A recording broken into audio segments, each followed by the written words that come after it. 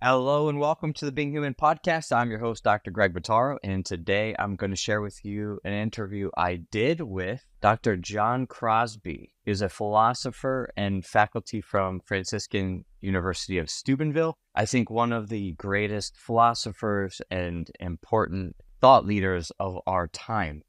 And we break open a lot of his experience and the work that he's done with the philosophy of Dietrich von Hildebrand, and a lot of that as it relates also to the philosophy of St. John Paul II. So this is sort of a little part of our series that we're doing, building into the psychology of St. John Paul II. This is a little sidestep here, but we do unpack and sort of look at one of the most difficult concepts from the philosophy of John Paul II. Having taught this for a while, it is consistently a sticking point for students, but also one of the most important concepts that come from his personalism to really get into how there could be a psychology of St. John Paul II. St. John Paul II knew the human person, and he knew the dimensions of our experience, and he was able to articulate it in a way that made sense of where the world has gone sideways now. Again, this is my thesis, my proposal here, that we can build a psychology of St. John Paul II, and that is going to be what the world needs to move forward from the mess that we're in. And there's a lot to it, so we're breaking it open little by little. But I do want to take this moment here to visit with a little bit of the philosophy and work of Dietrich von Hildebrand, which was very closely in line with St. John Paul II. And so I do hope you enjoy this episode with Dr. John Crosby, and also learn more about the Hildebrand Project, which is working to spread von Hildebrand's work further. And so you can check out links in our show notes for that as well. God bless you. I spent the last 10 years learning how to help people using the best techniques available in psychology integrated with the Catholic faith. Now we've figured out that there's a better way to help people than just slapping a Catholic label on the same secular model of therapy you find anywhere else. The real question is, how will we make this shift to a new model of truly Catholic accompaniment, keeping the psychological sciences in mind while opening up to a more human and more effective approach? This podcast is here to give you the answer. Join me and follow along as I take you behind the scenes of what this new model looks like, using recorded audio from sessions working with my team, with colleagues, and even directly with clients. My name is Dr. Greg Bottaro, and I want to welcome you to the Being Human podcast.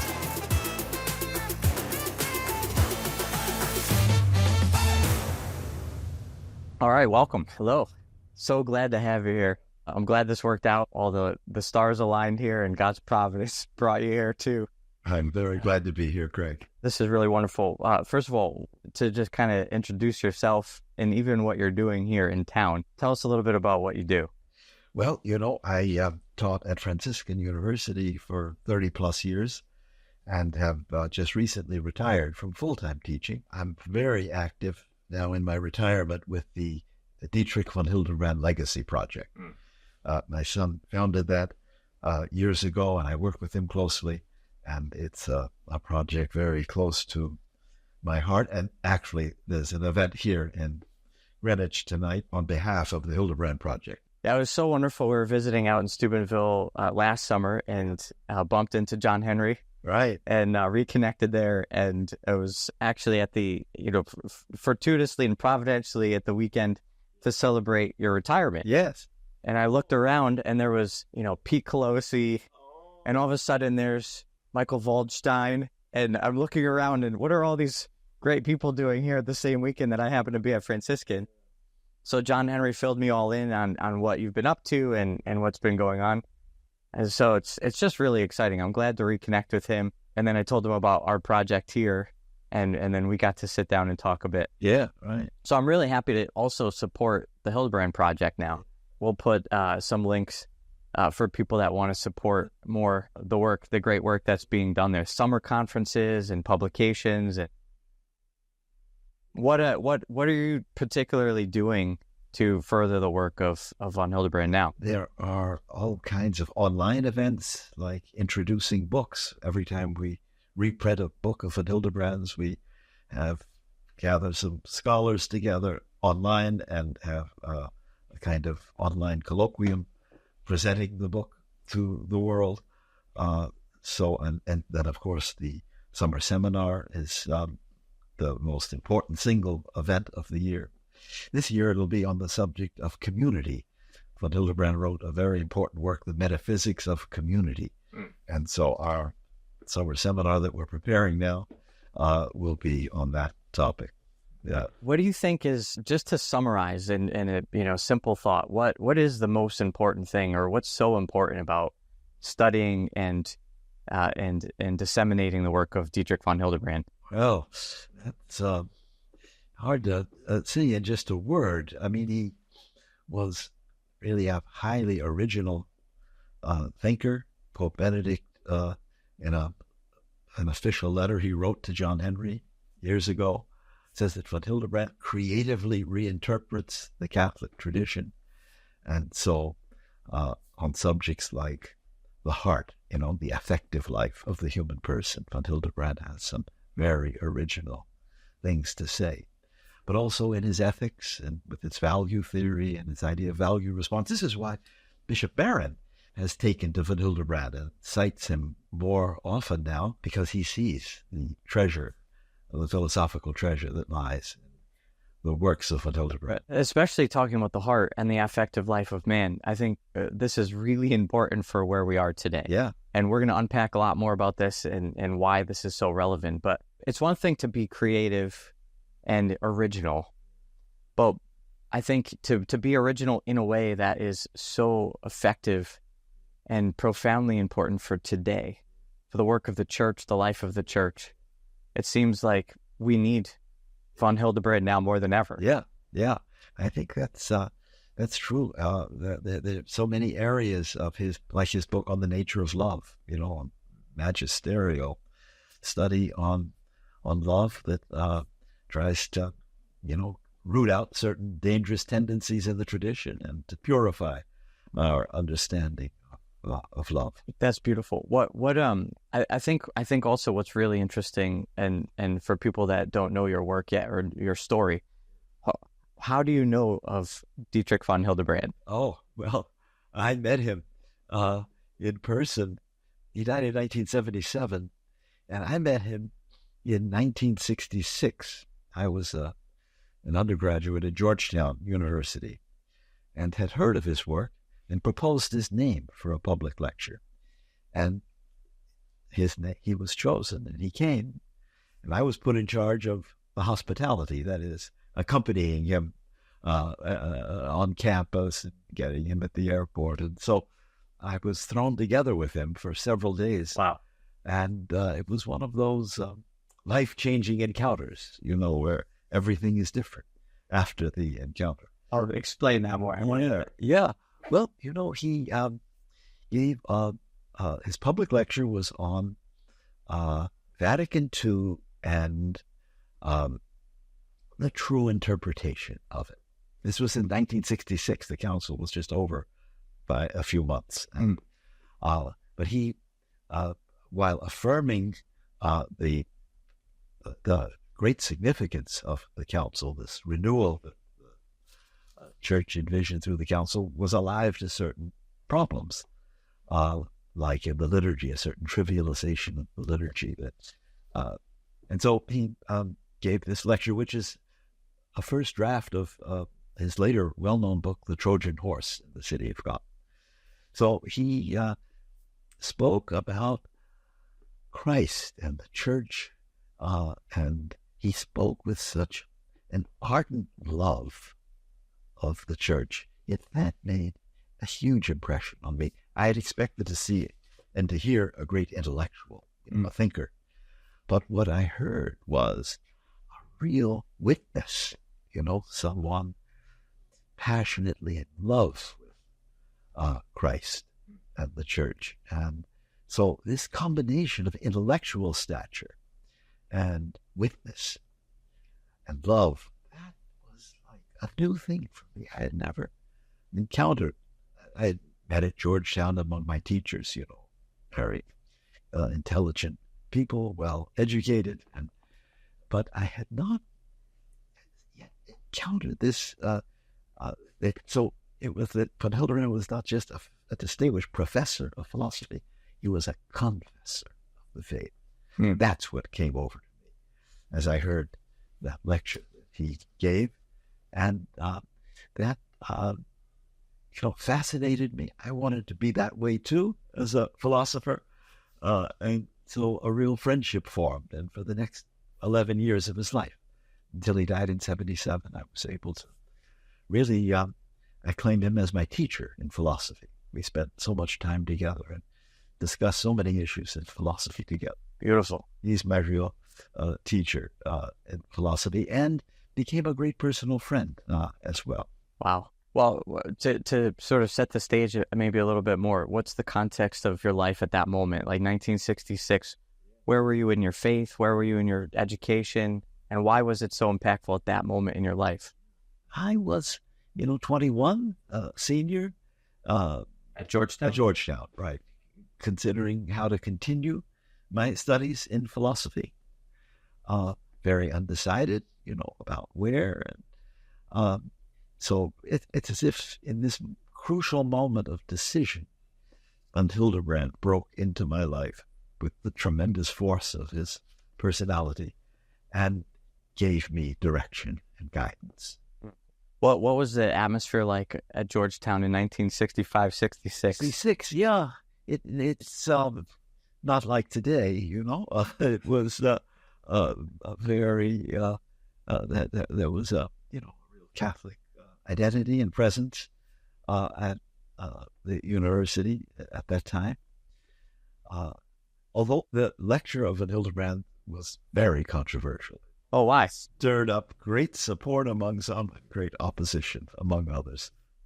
Why? How so? There were some who didn't want to hear the council, or at least the aftermath of the council. Like a more traditional stance? No, more the opposite. A more liberal stance that wanted the council just to be received, without any criticism of its impact on the life of the church. He's always been a kind of sign of contradiction, Van Hildebrand, that he was very much. Does anything stand out to you? Any particular points that really stirred the pot? I remember he said that we tend to make way too much of modern man as if this is an entirely new creature. Modern man who really has little to do with human beings in earlier generations. And Van Hildebrand wanted to insist that it's the same questions, the same deep existential questions that affect us and affected all previous generations of human beings. And so he resisted a kind of cult of modernity, as if, the church is refounded at Vatican II, human nature is reconstituted, right? Everything is new, and therefore the past doesn't have much to say to us. That idea he kept hearing at the time, and he flagged it as a great danger. Wow. Yeah. What an incredible tension to sit in the middle of and hold. Yeah. And the old and the new. Yeah, right, exactly. What connects a lot to what we do here is the objective and the subjective. Exactly, yeah. Building out this blueprint of the human person, which is what we do with our model, which is timeless. But we do also recognize the need to meet people where they are, and that does change culturally and through time. But we have to hold both of those things together, never leaving one for the other. Wow. So bridging the gap a bit between Van Hildebrand and John Paul II, what's the connection there? Van Hildebrand received his education, his philosophical education in the School of Phenomenology. He studied with the great Max Scheler, and Edmund Husserl directed his doctoral dissertation. So he comes out of that School of Phenomenology. And John Paul was profoundly influenced by phenomenology, especially in the form in which he knew it in the work of Max Scheler. And so that's right away a certain point of contact. Catholic thinkers who want to, of course, respect the Thomistic tradition, but not treat it as if it were finished and couldn't be amplified. And so the resources of phenomenology for deepening Catholic thought, that's something that united the two. They never met, unfortunately, and didn't influence each other, but they were working in the same direction. Influenced by the same legacy. Right, yeah, exactly. The attempt somehow to listen into modernity and what's fermenting there in the modern world, especially as we find it in phenomenology, and to capture what's useful for Christian self-understanding and ward off the dangers, Yeah. It's surprising that they never met. I didn't realize that. So what? So was he not as well known early on? Pope Benedict knew him, right? Yes, Pope Benedict knew him personally. Wojtyla, we have letters in the archives from him, from Wojtyla to Van Hildebrand, thanking him for this or that book. Okay. Because Hildebrand Project, or rather forerunners of the Hildebrand Project, would send him the works of Van Hildebrand when they were reprinted. And he writes back very appreciatively and saying he can use this for his teaching in Lublin. And so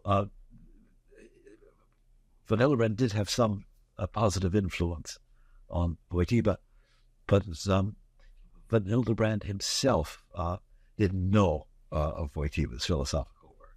Okay, and then Ratzinger, Pope Benedict, was close. They knew each other. Yes, right. Yes, Benedict and Van Hildebrand had known each other, and so when John Henry was founding the Hildebrand Project, he had the audacity to go in an audience with Pope Benedict, ask for a statement of support, and Benedict wrote a beautiful 3-page letter.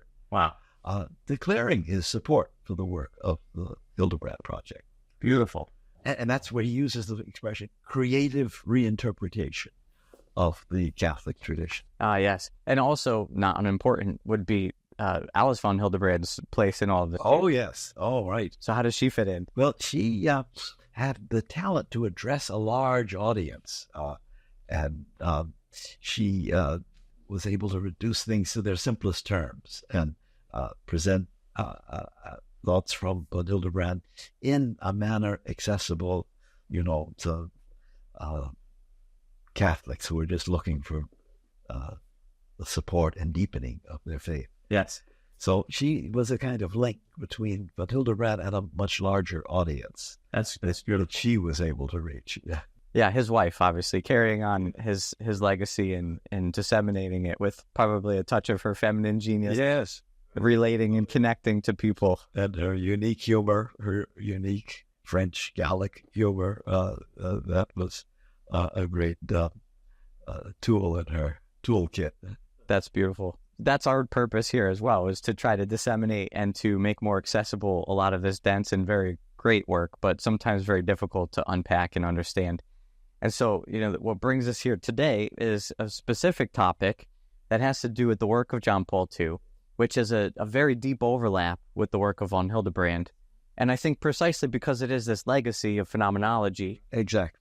And really touching deeply into the subjective experience of the person. Exactly. And so I think what I'd like to do is open up a sticky point for a lot of our certification students and going right to the original source. Yeah. Read from John Paul II a little bit of where he's talking about consciousness.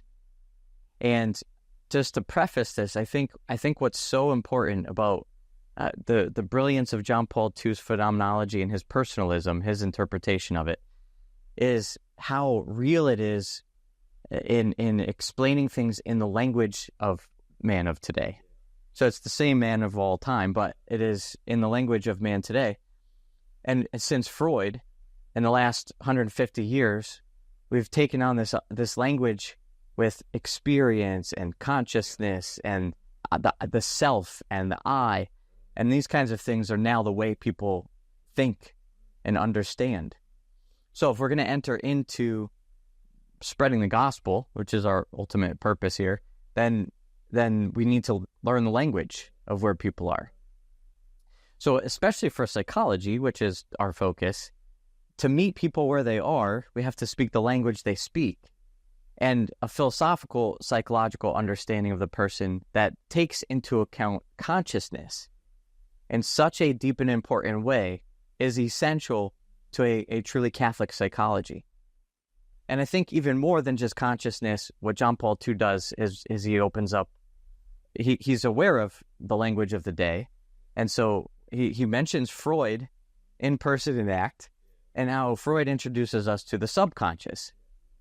So then he unpacks what it means to have a subconscious, and how is that different from consciousness, and how does this affect our human action and becoming and all these things. But his understanding of consciousness gets really complicated.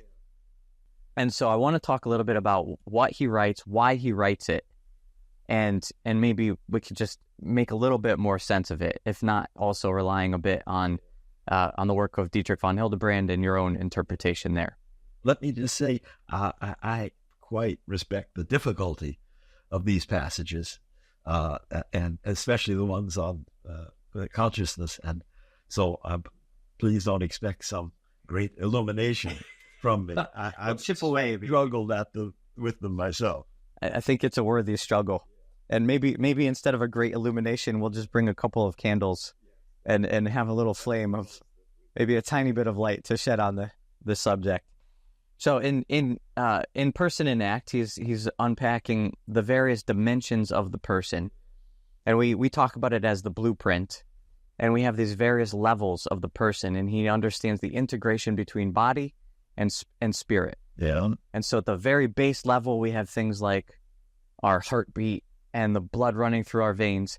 At the highest level, we are transcendent, and we can touch eternal truth and beauty and goodness. And then there's all these layers of in between. So consciousness is in this weird place. It's kind of in between, where it's affected by our emotional life, but it also steps outside of the confines of the body. And so we can transcend and go towards those eternal truths. So consciousness is what he's breaking open here. And I think this is a really important part also to understand the development of philosophy and why phenomenology is so important. Because what was our inheritance for the last 800 years is a beautiful inheritance, but it doesn't necessarily answer all the questions that people are asking today, and specifically talking about a Thomistic philosophy. And so John Paul II, standing on the shoulders of the greats and of especially Aquinas, reaching higher and further into where we are today. I think that's the right way to look at it. And so, there's always these philosophical battles, between the Thomists and the phenomenologists. And correct me if I'm wrong, but it seems like John Paul II is the sort of amelioration of that battle and sort of finds the common ground, right? I think so, yes. I think he's a conciliatory voice. Yes. What he's talking about here, he talks about this twofold function of consciousness. And my interpretation, and maybe can sort of help unpack this a bit more, is that the first understanding of consciousness is giving credit to the history of Catholic philosophy. And that's specifically the reflective role of consciousness. And essentially that means that consciousness is simply reflecting what cognition is bringing into our mind. And in a Thomistic terms, it's intentional, it's objective, meaning there's the intellect is going out, it's seeing a thing. You can look at the couch, you understand the couchness of the couch, it comes into yourself, into your mind. And the fact that that's happening is also then reflected within your own awareness. And so you know that you're thinking that this is a couch, and you're aware of couchness happening inside of you. And that intentional sort of is just bringing in and reflecting in what's happening. Leaves a little bit to be desired, I think. What's missing from that? What does he think is missing? Yeah, what does he think is missing? Well, then there is also the so-called reflexive function of consciousness, distinct from the reflective. So the C in reflective was replaced by the X in reflexive. Right. And that's not a small difference. As I understand it, this reflexive consciousness is a kind of presence to myself, which establishes a kind of interior dimension to my all-being. I think that expression interiority often works even better than the term subjectivity. So there's a way in which I don't bend back on myself as an object and put myself in front of myself, like in an examination of conscience. But there is a way in which I live my being from within, being present to myself. And so that's a kind of consciousness that I only have in relation to myself. You see, another I can apprehend as object, myself as object. But to be present to myself, only I can do that. So that establishes a certain mysterious solitude, the heart of the human. Oh, that's a whole other level too. Access to myself from within myself. That's really original solitude, right? From a theology of the body, right? So if we can look at the couch or the chair, and we could say you're objectivizing the chair and you're bringing it into yourself, you can also think about yourself as an object. That's right. Yeah. And you're bringing that into yourself. But what you're saying is that we experience something more than just seeing ourselves as if looking in a mirror. Right. We are also experiencing that I am the person I'm looking at in the mirror. So you could say the looking at myself in the mirror, that's looking at myself from without, seeing myself just as others see me. But the reflexive awareness, that's an experience of myself from within, such as I can only have, and only I can have with respect. Only you can have it. And you can even, you're experiencing yourself in real life in the room, and then you're also seeing yourself in the mirror. That's right. And you have this like immediate awareness of everything at once. It's I'm me, I'm in the mirror, I can recognize that I'm having the experience of looking at myself in the mirror. All of the experience is deep within the self. Right. So this whole construct of objectivizing an object, bringing it in intentionally, holding it through cognition, and then being aware of that happening in that objective kind of way doesn't really get to the heart of the experience of self-consciousness. Yeah, I think John Paul wants to say, I say it in this paper of mine that I shared with you entitled, Why Subjectivity Reveals Man as a Person. I try to explain here, very much in the spirit of John Paul, that if I perform the thought experiment that I always only know myself as object, putting myself in front of myself, and I think that through, that would involve really something quite terrible. I'd be always outside of myself, looking in as a spectator on myself. And it's only thanks to this reflexive function of consciousness that that horrible predicament doesn't arise, and I can live by being from within, being present to myself. That then gives me a connection with myself, which is not that of a spectator. And it's a kind of experience of myself that is, I keep coming back to that metaphor, from within. It's an experience of myself from within, such as only I can experience myself. And that lets me somehow be there as a person. I mean, if I were always only taking myself as object, I would be strangely outside of myself. Somehow a stranger from myself, a stranger to myself, a spectator to myself. There are certain psychological pathologies, I'm sure you know that much better than I do, where a person, is always objectifying himself, can't really just live his being, but always has it as an object. Yes. And so Wojtyla wants to capture the great truth that this is very important, the power to reflect on ourselves as object. but there's also capacity of experiencing myself from within, establishing a kind of interior center in myself.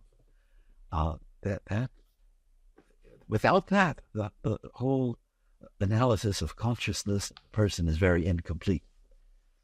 It's like with the body. If I can take my body as an object, and I can maybe appear in a mirror and see just what you see. Yeah, you can see me there. I just had this experience. I got a sliver in my finger. Yeah. And so I was trying to get the sliver out, and it was a really deep sliver, and it was really painful. But then I used the ice cube, and I numbed the skin. Yeah. And then I could almost go in with a sort of more objective outsider, and I could figure out how to actually pull it out without feeling from the inside what the experience was like. I think this is a really good analogy. It's a good analogy, yeah. When we're living it, we're in it, but there's also a thing that we're doing that is the thing we're talking about.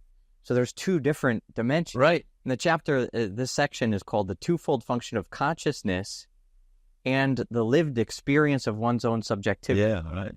So those two things are sort of put next to each other. They're both part of consciousness at large, but the lived experience of one's own subjectivity is a really important dimension of the human blueprint to really flesh out. Right, exactly.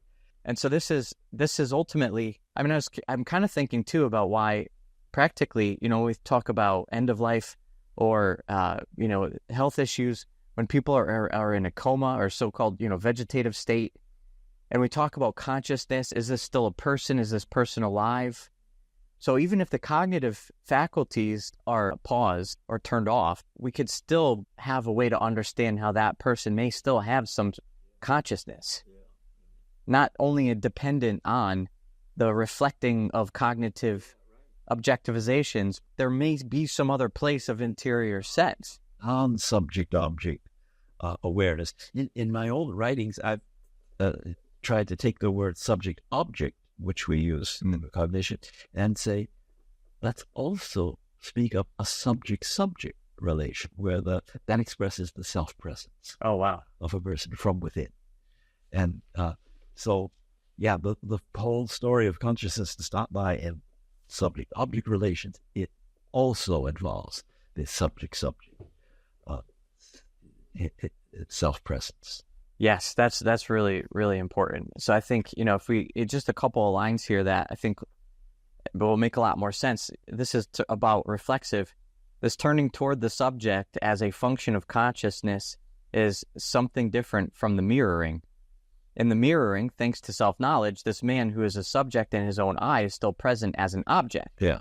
The reflexive turning of consciousness causes this object, precisely because it is ontologically a subject, to express himself as a subject while experiencing his own I. Yeah. So there's the subject. Yeah, that's right. He says experiencing the I, because if we always take ourselves as object, then we're somehow always taking ourselves in the third person. A lot of contemporary philosophy works with those grammatical distinctions of first person, second person, third person. Yes. So it's not enough just to take ourselves in the third person, but we have to also know how to say I and speak in the first person. And that is an expression of this reflexive function of consciousness, I think. That's the way I read it. Yes, I think that makes a lot of sense. That's really enlightening. I think that's more than a candle flame. Oh, well. I think we're getting out some big lights. See what your students say. See if it helps them too. Well, do you have any passages from your paper here that you'd like to share on some of these notes? Let's see. Well, maybe a very great interest to you as a psychologist is this passage from Oliver Sacks, the neurologist and the man who mistook his wife for a hat. Yeah. And he was a philosophically very alert psychologist, and I've gotten, a lot of good philosophical impulses from reading these essays. And so in one of them, one of them is entitled The Disembodied Lady. And he shall I just read a few sentences? Sure. Describes a patient of his who suffered an extremely rare loss of all of her proprioception.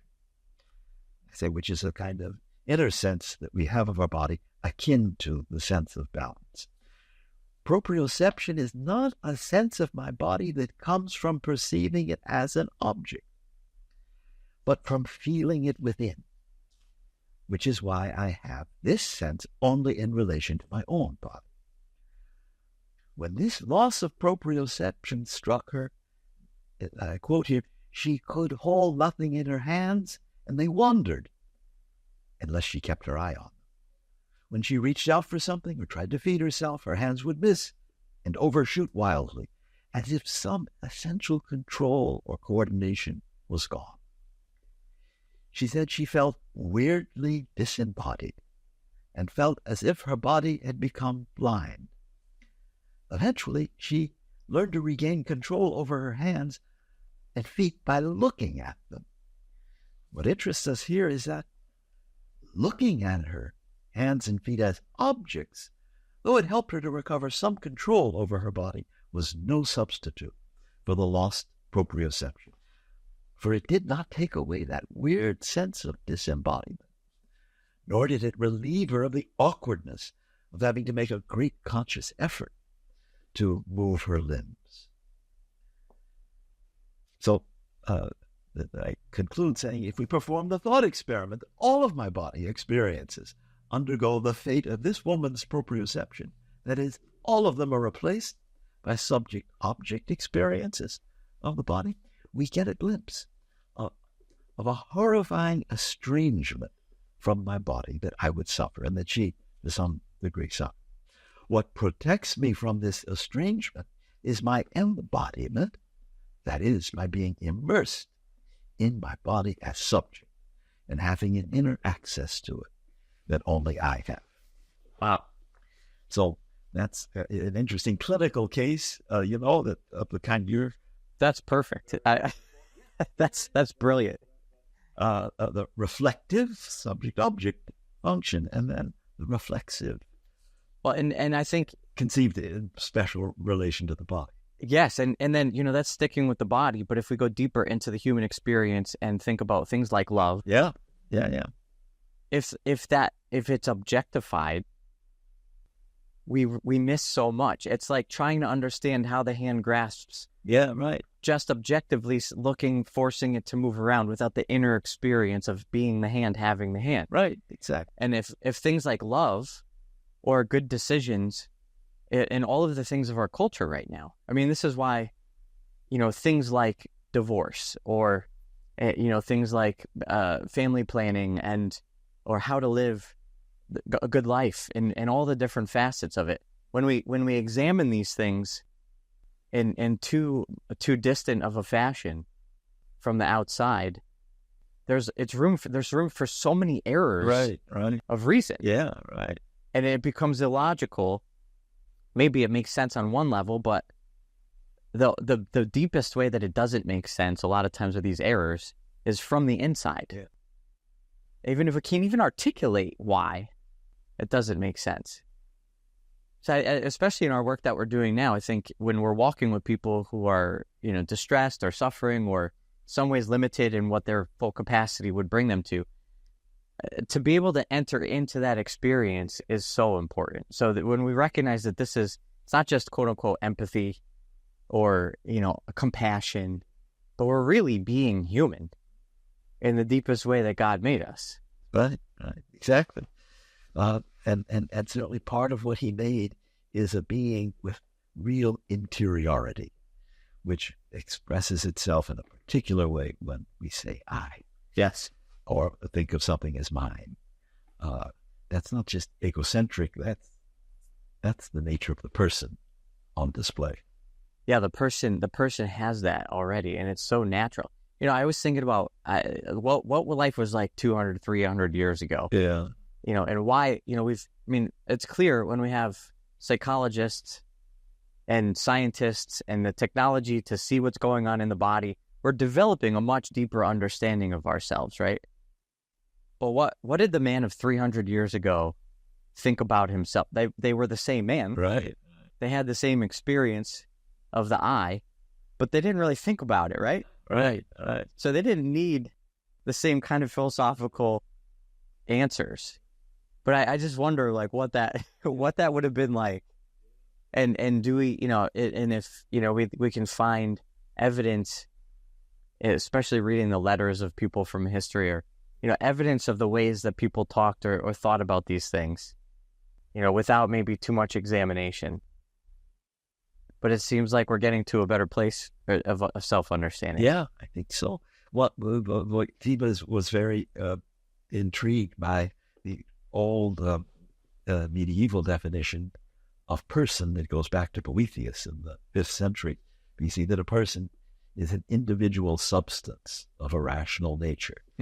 And Wojtyla says that's true, but it doesn't say anything about interiority or subjectivity. And therefore, he says we should think of it as a kind of place where we locate our subjectivity, but let's realize how much that subjectivity expressed in phrases like self-possession, self-governance in Wojtyla, self-presence, as I used. Those take us beyond the metaphysics of substance, yes, into this domain of subjectivity, which lets us access the person in a new way. Well, another word is self-determination. Yeah. Right. And what's so fascinating is, I do a lot of continuing education and CEUs that I have to do for psychology, and most of these places offering these things are not Catholic and by any means, and they're very liberal and woke sort of cultural type things. And self-determination is one of the catchphrases now, and it's so fascinating to see, very progressive liberal agenda taking a word like self-determination and completely, obliterating its deepest, truest meaning. However, not completely. They're touching something that's human. So how, that's why I feel like it's so important that we're promoting this work of JP2, where he said, okay, we're using the word self-determination now. Great. Let's really unpack what that means. It's sort of like the term autonomy. Exactly. Which can be used in a legitimate sense. You contrast it with heteronomy.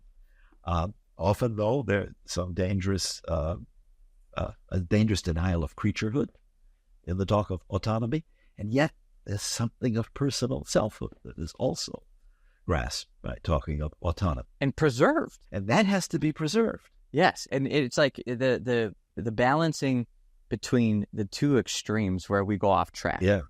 And we're always talking in certification about the both and, the Catholic both and we're always holding seemingly disparate ideas, but finding where the integration opens up a deeper mystery. Yeah, right. And I think there's a lot of places in religion and spirituality in general where autonomy is denied of the person. And we end up in really unhealthy spiritualities. Exactly. Any kind of determinism, that takes away free will and puts natural causes as the real controlling force outside of us, acting on us. Yeah. Like Wojtyla says, not letting us act through ourselves. Yeah. Acting on us. That's very destructive, that determinism. And sometimes, like you say, people fight against the determinism, but go too far and neglect a certain creaturely nature of our self-determination. And it could be a kind of spiritual determinism where you have people who are, they follow the rules, and the whole faith, the whole religion is just about what's being forced on and enacted upon. A lot of our the people we serve are faithful Catholics. Yeah, right. So we see the whole spectrum, but there's a lot of distress and a lack of emotional health and spiritual health in Catholic communities. And I think this is one of those areas where the balance is really important to maintain. It's maybe a good step on the right direction to do everything because it's the right thing to do and what we're told to do. But if that's being coerced, that's denying an essential element of being human. Parents often have to go through this. That's right. Did you ever have any kids who were maybe off the beaten path a little bit? Yeah, plenty of temptations to resort to coercion. Yes. But knowing that, this is not appropriate to respecting my child as person. So it has to be, an attempt to persuade with reasons and not to, there's obvious coercion in the small child, in the toddler, but I'm talking of the adolescent and older children there. The coercion in matters of faith can be very destructive. My oldest right now is 10, so I haven't really had to deal with too much of it. But my 6-year-old this morning, I had to coerce to get out the door with a jacket on that she didn't want to wear. So, but I have friends whose 16-year-old had really fallen away from the faith, and it was incredible pain for this really faithful family. And the amount of prayer and asking other communities and people to pray, and her transformation by being given the freedom, to explore and come to her answers, and then come back to the faith. She did come back to the faith, thank God. And it's an amazing person and beautiful faith that she has now. And it seems if the parents, could have forced her to, keep saying the family rosary and come to church with us and do it, X, Y, Z, and that, there's a lot of discernment there, right? Of course. But that freedom is necessary. It is necessary. Otherwise, the faith is transmitted in a kind of tribal way, and there's a kind of loyalty to the tribe, and it's not what God wants. He wants free people who turn to Him in all freedom and say yes. Yeah, that's wonderful. This has been really wonderful. Just want to direct people back to the great work of the Hildebrand Project. You get the summer conference coming up. We have a website, www.hildebrandlegacy.org. Okay. And there you can read about all kinds of events. In fact, a lot of our previous summer seminars are archived there, so you can access that's great. The earlier content. And this past year, it was on the subject of gratitude. Well, you were there. Yeah. Participated. And so that's now all. The main lectures are all archived. That's great. I just love it. Yeah. So if people interested in Hildebrand and his work and want to know how to buy it and what's important in it, why go take a look at our website. There are a lot of resources, more all the time. Is there one book that you would tell people to start with? I usually say to start with von Hildebrand's work, The Art of Living. It's not the title he gave it, but it's a series of beautiful reflections on reverence, which is at the heart of his thought, truthfulness, responsibility, fidelity, so fundamental virtues, and so that draws you into the spirit of his thought, perhaps as good as well as anything. That's wonderful, and of course the Hildebrand Project's a nonprofit. Yes, that's right. We would not exist without a lot of generous benefactors. Good. So anybody listening, check out the website and there's, I'm assuming, a donation link. Oh, there is that. Okay. Yes, indeed. All right, good. But it's not a condition. If you are interested in von Hildebrand and we can be of help, beautiful. Contact us, whether you can pay or not. That's really wonderful. Beautiful. Well, Dr. Crosby, thank you so much. Well, thank you, Greg. It's been so wonderful spending this time with you. Pleasure for me to share with you. God bless you. It's you. Thanks for listening to the Being Human podcast. If you've enjoyed this episode and want to help us spread the word and hear more, please head over to iTunes, leave us a review, and subscribe, as it really helps us to get our content out to more people. Be sure to listen next time as I take you deeper into what it means to be human. If you want more free content and information about what we do at the Catholic Psych Institute, head on over to CatholicPsych.com. God bless you.